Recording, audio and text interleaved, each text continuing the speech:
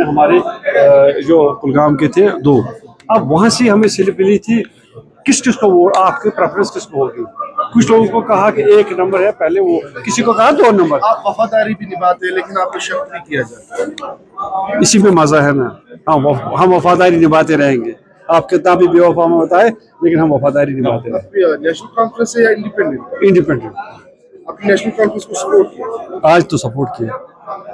हमारे पास चॉइस क्या है, जरा मुझे बताया, आप ही बताए चॉइस क्या है हमारे पास। भाजपा आपके पास है? हमारे पास भाजपा कोई चॉइस ही नहीं, नेचुरल चॉइस है वो हमारे पास। चाहे देखिए, हमारे पास चॉइस एक ही थी, नेशनल कॉन्फ्रेंस या बीजेपी। अगर तीसरी चॉइस हमारे पास होती, अगर कोई कांग्रेस का कैंडिडेट होता, शायद हम उसको ही वोट देते। नेशनल कॉन्फ्रेंस को प्रेफरेंस 2 पे आप रखते हैं? किस चीज के लिए? नेशनल कॉन्फ्रेंस को आप राज्यसभा में प्रेफरेंस 2 पे? राज्यसभा की बात नहीं, मैं ओवरऑल की बात कर रहा हूँ कि हमारे लिए दोनों एक ही है।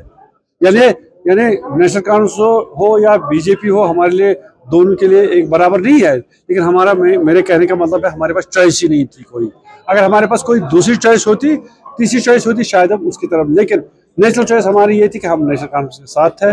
जब तक बीजेपी को एक साइड पे रखने के लिए हमें नेशनल कांग्रेस के साथ रखना ही पड़ा। इल्जाम आते हैं कि आपने भाजपा को वोट दिया, तो इस पे क्या कर सकते हैं आप? मुझे बताएं कौन सा वो चीज है जिससे हम दिखा सकते हैं। जो हो गया सो हो गया। अब कितनों को ये इस चीज में हम उलझते रहेंगे, फिर तो काम नहीं होगा। हम मुबारकबाद देते हैं तीनों एमपीज का, वो बन गए राज्यसभा के हमें एमपीज। उनको हम कश्मीर और जम्मू कश्मीर के लिए बात करनी होगी, स्टेटहुड के लिए बात करनी होगी, बाकी जो हमसे छीना गया उसकी बात करनी होगी। शर्मा पे कितनी उम्मीद है?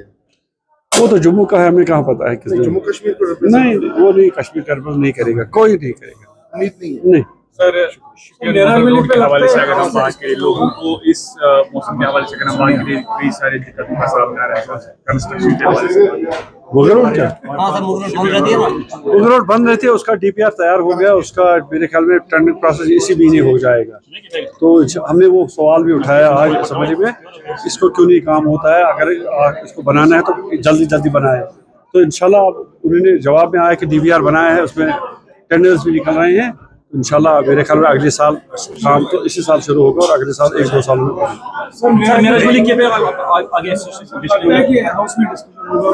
हमने डिमांड की है, हमने बताया और हम बिल पे हम आगे भी आए।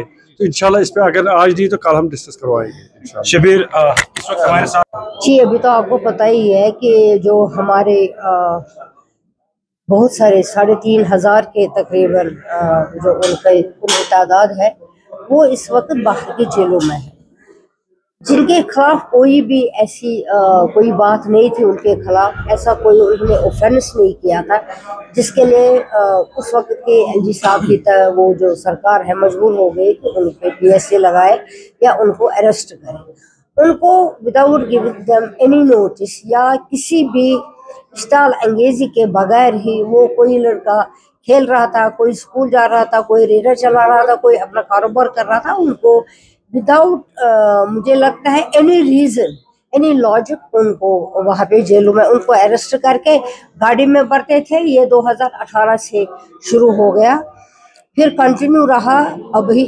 24 लास्ट तक, मतलब 25 तक जब हमारी सरकार आ गई।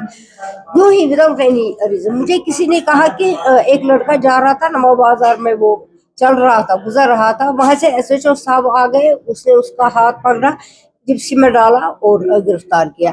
तब से आज तक उसका पता ही नहीं है। वो बाहर की जेल में, किसी दिल्ली की जेल में वो बंद पड़ा है। अब उसके घर वाले, उसका दादा, उसकी आंखों की रोशनी भी चली गई। उन्होंने केस भी किया, बहुत सारे लोगों ने केस किया, उनकी वहां से रिहाई हो गई, लेकिन उनको रहा नहीं करते, फिर से उनको दूसरे केस में मुलविस करते हैं, दूसरे केस में डालते हैं। नतीजा ये हुआ, जो हमारे 3,500 लोग हैं वो किसी भी ऑफेंस के बगैर है, जो उन्होंने किया ही नहीं है, कुछ भी नहीं किया है, उनको without any reason, without any logic वो बाहर है। उस वक्त बहुत ही जो यहाँ की पुलिस थी या जो अभी भी है, लेकिन उन्होंने अपने जो उनकी जो ताकत है, जो उनका जो पावर है, उनको उन्होंने बेतहाशा इस्तेमाल करके उनको गिरफ्तार किया गया। अब हम पूछते हैं इनसे कि वो कहाँ है। अगर वो क्या 7-8 साल हो गए, 8 साल हो गए, 9 साल हो गए, किसी को पता भी नहीं है। और वो इतने गरीब लोग हैं, वो दिल्ली या दूसरी जगहों पे वकील नहीं कर सकेंगे, उनकी बेल नहीं कर सकेंगे। अगर किसी ने किया भी है, बेल आउट भी हुए हैं, लेकिन इसके बावजूद उनको छोड़ते नहीं है। मेरी सरकार से यही गुजारिश थी, मैं अपने चीफ मिनिस्टर साहब से गुजारिश करती हूँ, वो एक कमेटी तश्कील दें और उस कमेटी का रिपोर्ट वो ले, उसके बाद वो प्राइम मिनिस्टर से बात करें, होम मिनिस्टर से बात करें। इसका मतलब ये नहीं हम हाथ पे हाथ धरे बैठेंगे और हमारे बच्चे बाहर वो जिंदगी के जो खूबसूरत उनके दिन है वो वहाँ पे सड़ रहे हैं और वो वहाँ पे गुजार रहे हैं। तो मैम आपको क्या लग रहा है कि असेंबली में आपकी इस पर वोट किया जाएगा? देखिए, हमारा फर्ज है कि हम उनके लिए लड़े। जैसे कि यहाँ पर हर एक ने बात की, ऑनरेबल मेंबर महराज मलिक साहब की, उसको भी किसी रीजन के बगैर ही क्या किया, उसने एक गाली दी। यहाँ पर गालियां आप देखिए सड़कों पर कितने देते हैं बीजेपी के लोग एक दूसरे को, किस किस तरह से वहाँ बाहर इस वक्त जो इलेक्शन हो रहा है कितनी गालियां देते हैं, औरतों को नंगा करते हैं, फिर चलाते हैं, तो उनको किसी को गिरफ्तार नहीं करते हैं। तो यहाँ महराज मलिक साहब ने कौन सा गुनाह किया था? अपने राइट्स के लिए मुँह मांग कर रहा था, उसकी जुबान उन्होंने बंद की। इसी तरह से जो हमारे ये नौजवान, मैंने कहा उसके साथ साथ जो ये हमारे नौजवान बच्चे हैं जो बाहर की जेलों में हैं, उनके लिए सरकार को जरूरी कुछ ना कुछ सोचना चाहिए। मेरे साथ इस समय बातचीत में एमएलए भाई साहब, आपने जो है बड़ा कंसर्निंग इशू जो है, बर्निंग इशू उठाया पीएसए को लेके, क्योंकि कई सारे दिग्गज नेता और सोशल एक्टिविस्टों के ऊपर भी जो है ये पीएसए जैसा कानून जो है वो इम्प्लीमेंट किया जाता है, लेकिन आज भी जो है इसके ऊपर जो है वो इतनी बातचीत जो है वो नहीं हुई है। क्या कहेंगे? देखिए, मुद्दा डिटेंशंस को लेके उठा और कुल मिला के हमारी बात यह है कि जम्मू कश्मीर में पब्लिक सेफ्टी एक्ट या यूएपीए के तहत काफ़ी लोग बंद है, और खासकर जब हम महराज मलिक साहब की बात करते हैं कि एमएलए का इंस्टीट्यूशन रोल होता है, तो आज इन्होंने पब्लिक सेफ्टी एक्ट सिविलियन पे लगाया या एमएलए पे लगाया या जिस शख्स पे लगाते हैं, ये एक मतलब कानून का गलत इस्तेमाल है। तो हमने वही बात की कि अगर बिजनेस रूल अलाउ नहीं करते, अगर असेंबली के असूल भी अलाउ नहीं करते, लेकिन फिर कौन सा फोरम है जहां हम बात करेंगे कि यहाँ के नौजवान जो बंद है, जिनको बेल्स नहीं मिल रहे, जिनके ट्रायल्स नहीं हो रहे, या वो नौजवान जिन पर public safety act draconian laws आप लगा रहे हैं, तो असेंबली एक ऐसा फॉर्म है जिसपे ये डिस्कशन होना चाहिए। सभी मेंबरान ने उस पर कंसेंसस भी दिखाया, कुछ लोगों को अपोजिशन भी थी, लेकिन गर्ज ये है कि जो पब्लिक सेफ्टी एक्ट में या यूएपीए में लोग बंद है, जेलों में, कैदों में है, जिनके ट्रायल्स नहीं चल रहे हैं, उन सारे इश्यूज़ पे बात होनी चाहिए। और हमारी गुजारिश भी है हुकूमत से कि इन इश्यूज़ को आप सेंट्रल गवर्नमेंट से भी टेकअप करिए, एलजी सरकार के साथ भी टेकअप करिए। So these are very important issues. There cannot be governance or democracy when justice is being denied. So if there is no sense of justice in Jammu and Kashmir, for example, or somebody is feeling that I am being left out, और मेरी बात कोई सुन नहीं रहा है, तो फिर इंसाफ कैसे होगा, फिर गवर्नेंस कैसे हो सकती है? पहले आप उन फैमिलीज का सोचिए जिनके बच्चे इस वक्त जेलों में हैं। तो वही कोशिश हमने की। हॉर्टिकल्चर की बात की और हॉर्टिकल्चर आपने कहा कि जेएंडके की जो है वो एक बैकबोन है, लेकिन उसको निगलेक्ट किया जा रहा है, इसके ऊपर क्या कहें? हॉर्टिकल्चर के हवाले से आपने देखा जब यूं ही इस साल रिसेंटली हाईवे ब्लॉक हुआ, तो किस तरीके में कश्मीर के सारे ग्रोवर्स परेशान थे, कितने ज़मींदार परेशान थे, कितने हमारे एप्पल के हवाले से जो इंडस्ट्री है वो कितनी मुतासिर हुई। तो हज़ारों करोड़ का नुकसान हुआ, और हर साल हम एक पैटर्न देखते हैं कि ब्लॉकेड होते हैं अचानक से। तो unfortunately we have tried to raise this issue in the house that one, there should be no blockades in the future and government should be very cautious about it.